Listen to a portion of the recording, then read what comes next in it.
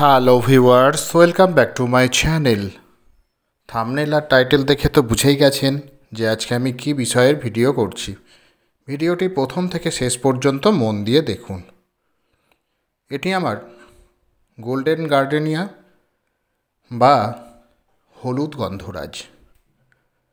এটা প্রথম দিন, তাই এই গাছে ফুলের রং সাদা। কি আশ্চর্যের বিষয়, প্রথম দিন ফুলটি যখন হয় তখন এমন সাদা রঙের হয়। এই যে দেখুন, আর খুব সুন্দর গন্ধের সারা বাগান ভরিয়ে রাখে তার গন্ধে। তা খুব সুন্দর মজার বেশ ফুল, দেখতেও খুব মজার। তা প্রথম দিন এরম সাদা হয়। আশ্চর্যের বিষয়, দ্বিতীয় দিন ফুলের রং হয়ে যায় হলুদ। আর আমি দেখাচ্ছি, আর আপনাদের দেখুন গাছে প্রচুর কুঁড়ি, প্রচুর কুঁড়ি। দেখুন কুঁড়িগুলো কি সুন্দর দেখতে, দেখুন লম্বাটে টাইপের, মানে পুরোটা একটু অন্য টাইপের। দেখুন, যারা দেখেননি অবশ্যই দেখুন, হয়তো অনেকে দেখেছেন আবার অনেকে দেখেননি। বেশ মজার, দেখুন কুঁড়িটাও বেশ মজার। তা সত্যি মজার, লম্বাটে টাইপের দেখুন হয় ফুল, মানে কুঁড়িটা লম্বাটে টাইপের, অনেকটা বেশ লম্বা একটা স্টিক, তার উপরে কি সুন্দর ফোটে দেখুন। তা গাছে প্রচুর কুঁড়ি, শীতকালেও প্রচুর কুঁড়ি। এই সময় কি খাবার দেব না দেব, অবশ্যই নতুন বাগানিরা যারা আছেন অবশ্যই দেখুন যে এই সময় এই যে উইন্টার কেয়ার কি আমরা করব, কি খাবার দেব, সব কিছু নিয়ে আমাদের আলোচনা। আগে আমি দেখিয়ে দিচ্ছি যে এইটুকু একটা গাছে মানে অজস্র কুঁড়ি এই শীতকালেও। তা পুরোটাই আমি বলবো যে পুরোটাই যে পরিচর্যার উপর, সঠিক পরিচর্যা, সঠিক সার, সূর্যালোক, জল সব কিছুই। তা দেখুন, এটা দ্বিতীয় দিনের কালার দেখুন, হলুদ হয়ে গেছে। প্রথম দিন সাদা, দ্বিতীয় দিন দেখুন হলুদ, এই সাদা ভাব কিন্তু আর নেই। আর আশ্চর্যের বিষয়, তৃতীয় দিন কিন্তু একটা পাকা সোনার মতো যে রং হয়ে যায়। আর 4-5 দিন মানে গরমকালে তৃতীয় দিনেই ফুলটা শুকিয়ে যায়।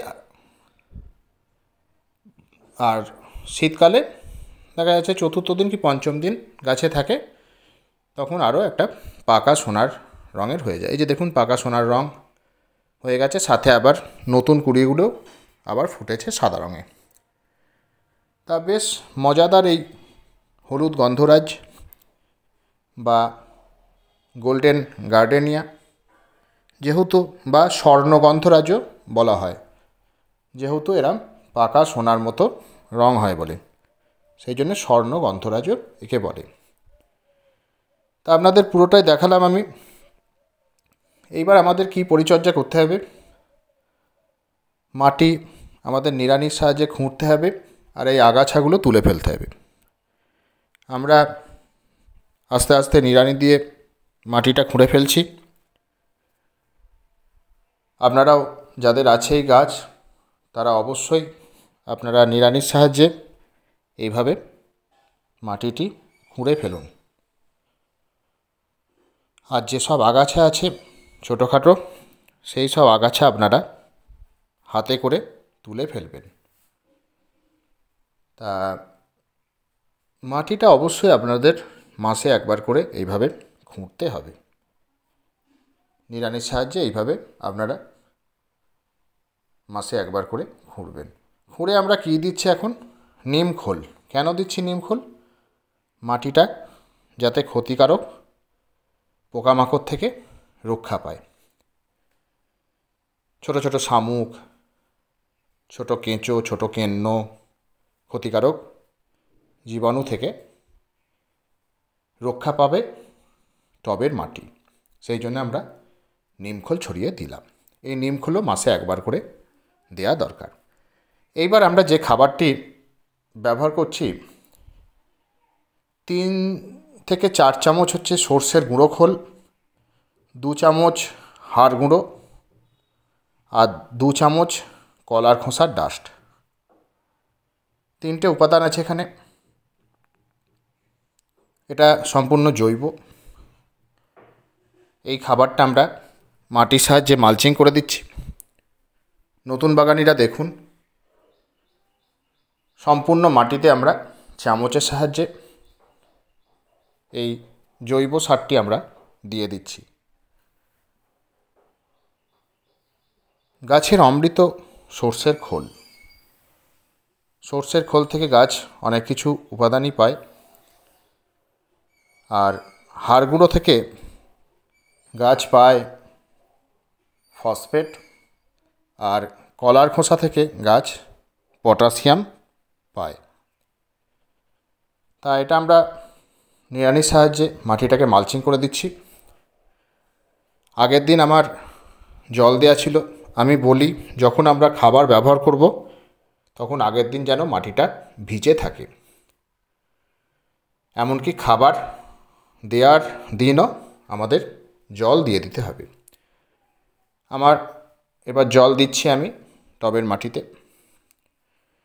এই খাবারের ঠিক 1 সপ্তাহ পরে আমরা এনপিকে, যেটা সুফলা 10-26-26, এটা আমরা হাফ চামচ ব্যবহার করছি।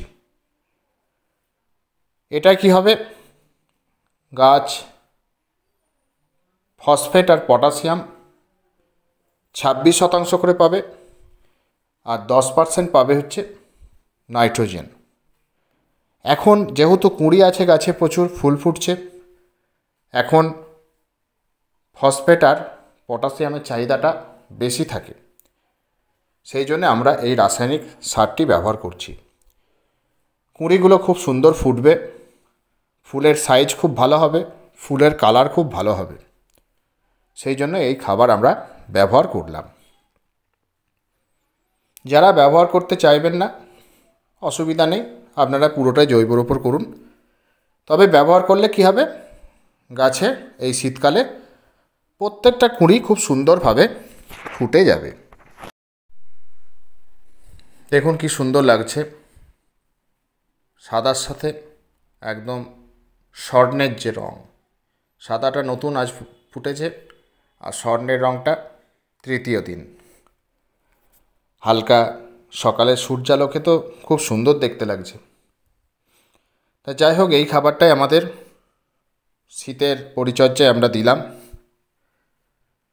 এখন আর কোনো লিকুইড খাবার আমরা দেব না। আর যে পাতা সবুজ রাখতে মাসে তো একবার করে এপসাম সল্ট বা ম্যাগনেসিয়াম সালফেট, ওটা আমরা ছোটো আইসক্রিম চামচের 1 চামচ 1 লিটার জলে গুলে পাতাতে স্প্রে করব। আর রোগ পোকা যাতে না আসে সেই জন্য আমরা জৈব কীটনাশক কাকা 1 ml 1 লিটার জলে গুলে বিকেলবেলা স্প্রে করব। আশা করছি আমার এই ভিডিওটি আপনাদের আজকে কাজে আসবে।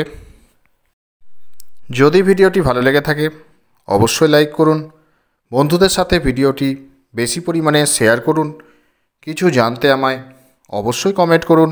আর যারা চ্যানেলে নতুন তারা চ্যানেলটি সাবস্ক্রাইব করে পাশে থাকা বেল আইকনটি প্রেস করে দিন।